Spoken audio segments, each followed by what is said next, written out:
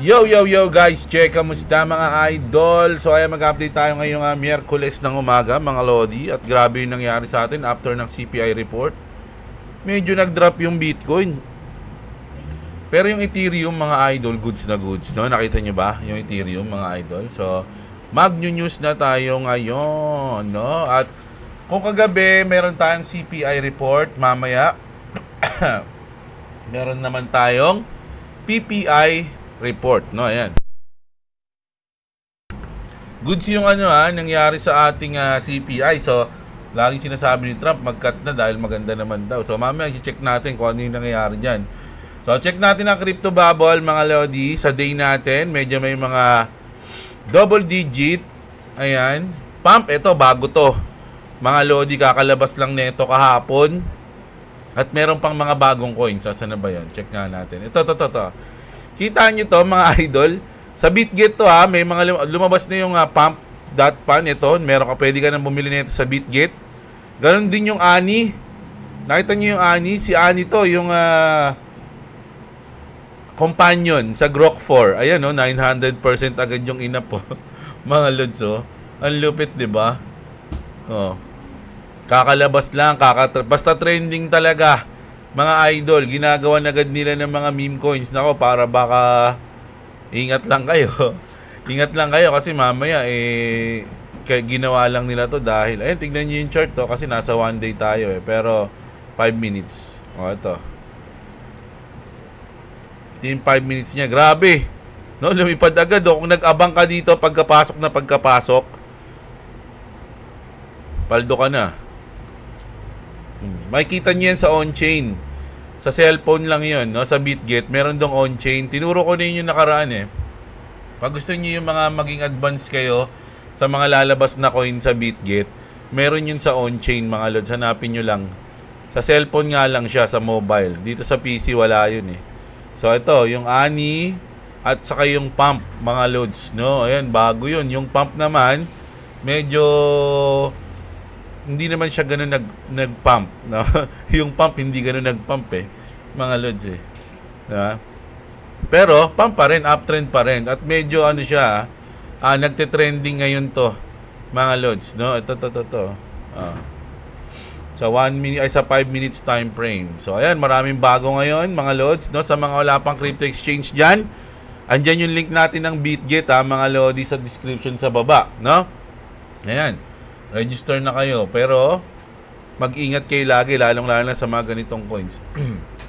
So, ayan.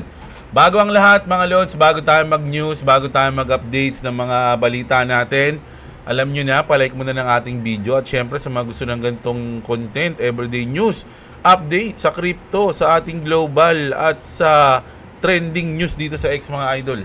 Subscribe na kayo sa ating channel. At mega shoutout sa mga nag-join sa ating membership. Yung mga sumusuporta sa ating channel, maraming salamat po sa inyong lahat, mga idol, no? Na-appreciate yan ni Jeblo, mga lods. Saludo. So, ayan. Game na.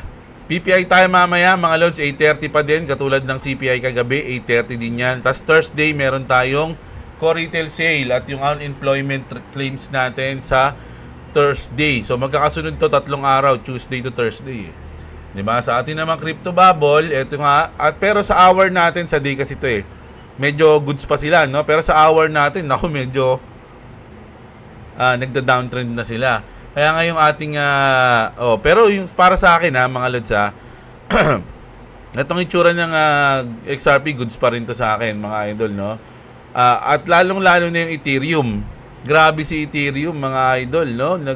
Humiwalay siya sa galaw ni Bitcoin. Si Ethereum pataas, si Bitcoin naman medyo dropping, mga lods, no? Ayan, medyo pababa si Bitcoin, di ba? Ano ba mga reason? Meron kasi mga reason although goods yung ating news sa CPI, meron namang mga bad news, no, na nangyari sa Senate, mga idol, no? So ano ba 'yon, no? Check na natin, ayun yung mga news natin ngayon So mga importante to.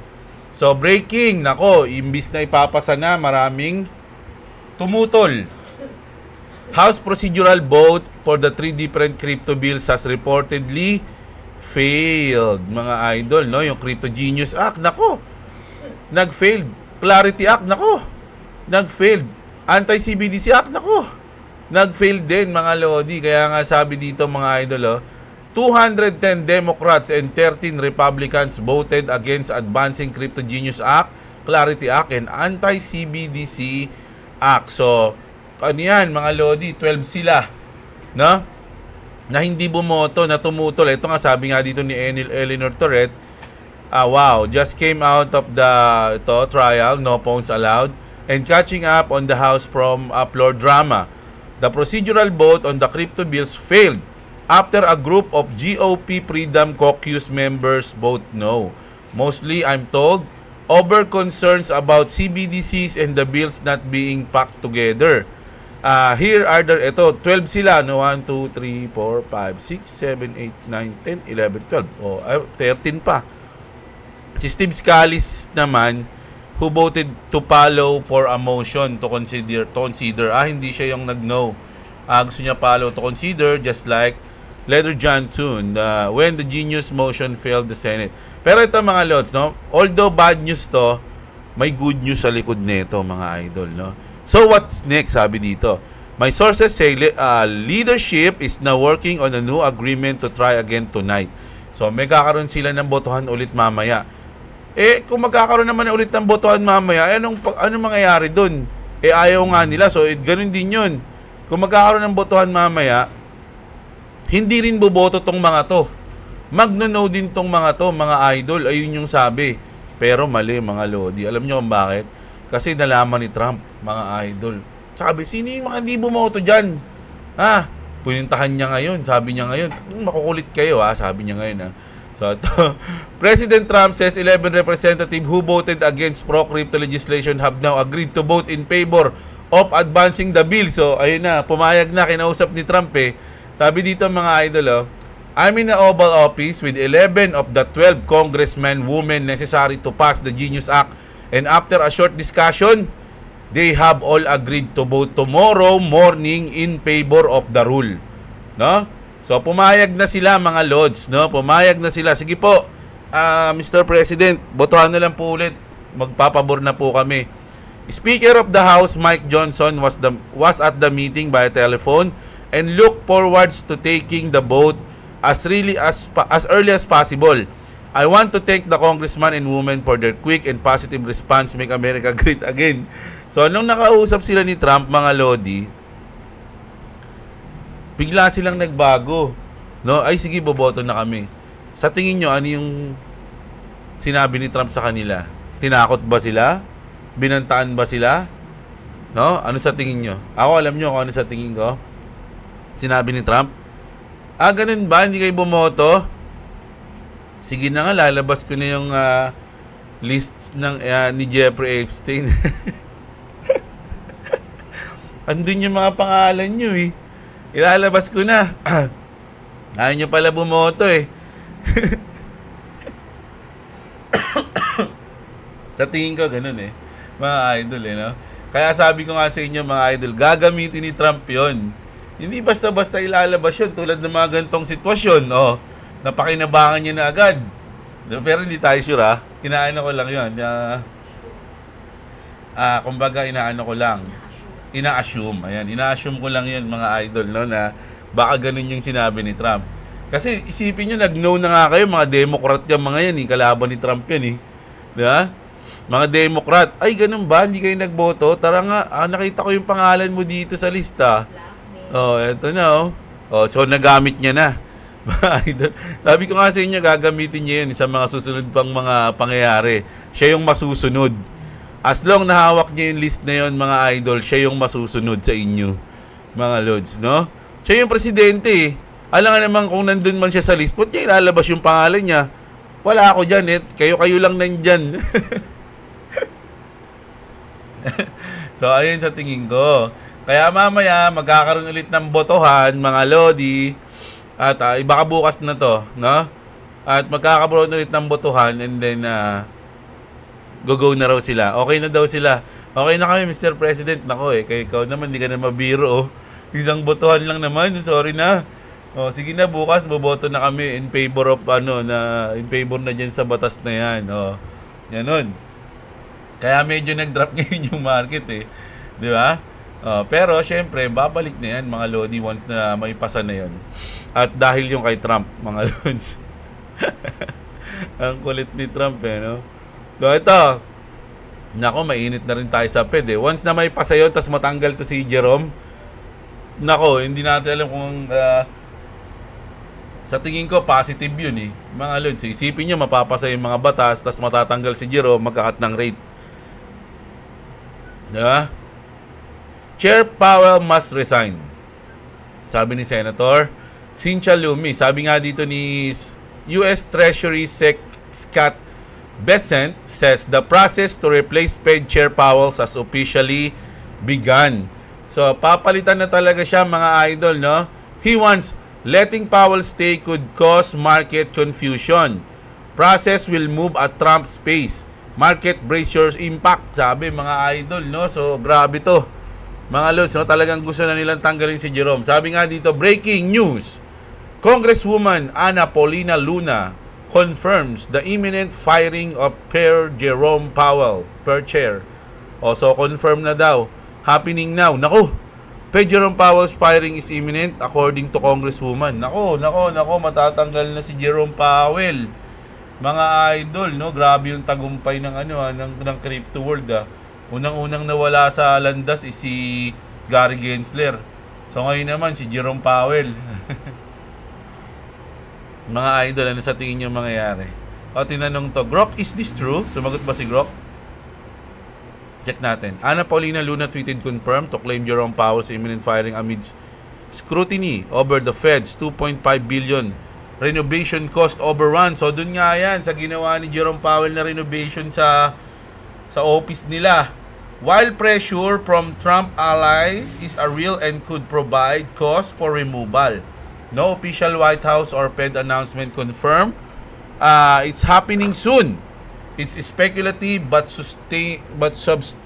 substantiated by ongoing probe. So, mukhang legit nga to mga idol. So, grabe, di ba? Grabe yung mga news natin ngayon, mga Lodi. Ngayong July talaga, nasa ano pa lang tayo kalahati pa lang tayo ng July. Ganito na yung mga nangyayari. Imagine, sa July 30, sa katapusan mga Lord, 31 ba? 30. Ano na kaya ang lagay ng market natin? Sensya na, sumingot lang ako ng pulburo na. Hindi, sumingot ako ng Vicks. May sipon ako Yan, grabe, no? So, punta na tayo dito. Malupit-lupit to, mga idol. Matagal na tong tinweet ni David Schwartz, mga Lodi. Iba pa nga yung kanyang profile picture. Sabi dito, mga idol, it can't be dirt cheap. Ang tinutukoy niya rito yung XRP, no? Hindi pwede maging mababa ang XRP. That doesn't make sense, sabi niya. If XRP cost $1, they need 1 million XRP, which would cost $1 million. Kasi $1 nga diba? If XRP cost $1 million naman, pag 1 million daw yung XRP, they need only one, no? They need 1 XRP, which would again cost $1 million, no? 1:1, parang nangyari. Except that higher price make payments cheaper, no? So, once na mataas yung price ng isang coin na ginagamit na bridge, mas bumababa yung gas fee. Right now, you can buy $1 million house with Bitcoin. When Bitcoin were $300, it would move the market too much and be too expensive to be practical. So, higher price make payments cheaper. So, ayun yung sinasabi niya, mga Lods. No? Kung tataas daw yung price ng XRP, yung payment mas bababa, no? Sa So, ayun yung it makes sense daw. Kasi kung mababa yung price ng XRP, it doesn't make sense. Sabi niya nga, di ba? So, ang inaasahan nila dito is dapat malaki yung price ng XRP. Kaya nga sabi niya dito, it can't be dirt cheap, man. Sabi niya. Sabi niya rito, if XRP reaches $1,000, it won't be a surprise. Grabe yun, no? $1,000. It's all about adoption and utility.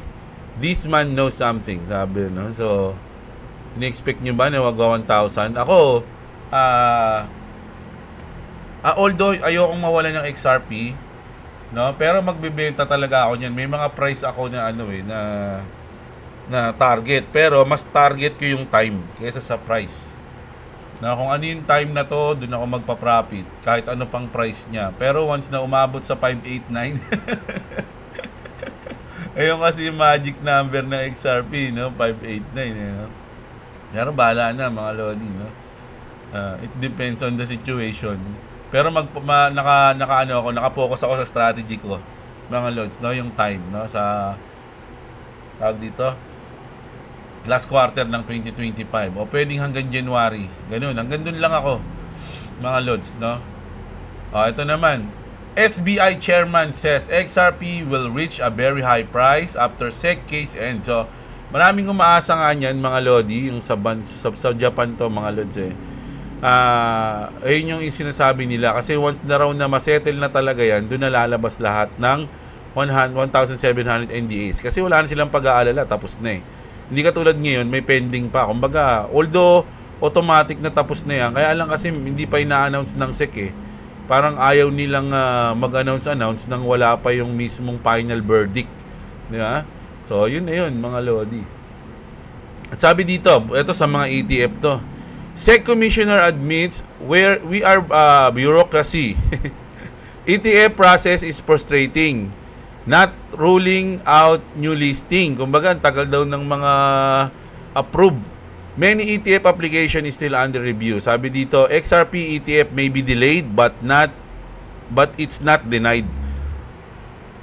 Now, waiting lang. It's not a matter of if. It's not a matter of if. It's a matter of when. Ayun. Speaking of ETF, mga lodi, NYCE SE ARCA approves ProShare Ultra XRP ETF. NYCE ARCA has just approved the ProShare Ultra XRP ETF ticker. This leverage ETF gives traders 2x daily exposure to XRP, bringing more institutional capital into the Ripple ecosystem. So hanggang ano ba sila? Hanggang ilang X ba sila? Sa BitGet kasi hanggang 125 Pero sa XRP hindi ata ganun kalaki. Teko. May mga coins kasi na hindi umaabot ng 125 pag magte-trade ka sa kanila, mga lods No? Merong hindi. Ito si Bitcoin kasi pag magte-trade ka dito hanggang 125 Diba? Hanggang 125.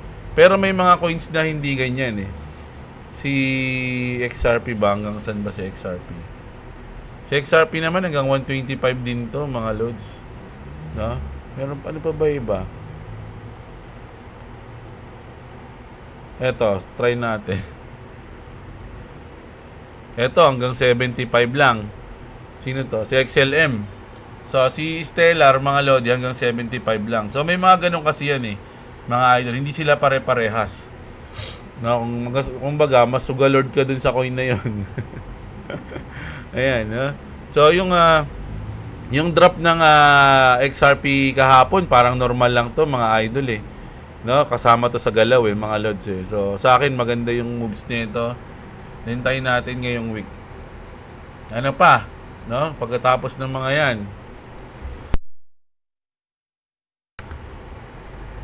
Eto, final deadlines, mga idol, no? Ito yung mga final deadlines ng US Spot XRP ETF. Yung Grayscale, final deadline October 18, 21 share October 19, Bitwise naman 20, Canary Capital 24, Wisdom 3 October 25. Sabi niya dito, will the SEC approve a Spot XRP ETF before October 25? Kasi mga idol, ito na yung pinaka-deadline. Pero may mga date yan na pwede na silang aprobahan. Ito lang yung pinaka-deadline nila. October 18. So, parang ito yung final month para ma-aprobahan tong mga to. Mga loads, no? Ma-aprobahan to sa mga date na yan. At sa tingin ko ay mangyayari to, mga idol, no? So, ayan, grabe. At ito na ang isa sa mga malupit na news. The Senate just cleared the way for Ripple and didn't realize it. This week, US senators gathered to talk about the future of crypto. They argued about safety, identity, and regulation. But something strange happened. They accidentally described XRP perfectly. Here's how Ripple became the invisible winner. So, ito mga Lodi, nung nagkaroon sila ng nag-gathering, mga Lodi, halos parang XRP yung dinidescribe nila. Now, Ripple CEO Brad Garlinghouse before US Senate Bank. Bank Charter Fed Access, RLUSD poised for banking integration.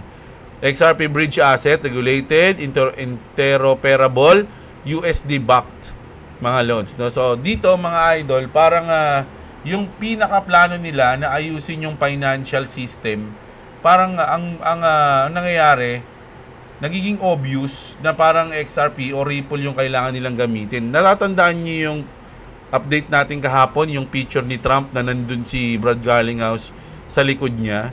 No, ba't ilalabas ng New York Times yun kung hindi talaga sila magkakasama sa plano, di ba? So, ayun yun mga idol. So, bullish ako dun sa news na yun. Bullish ako sa news na to.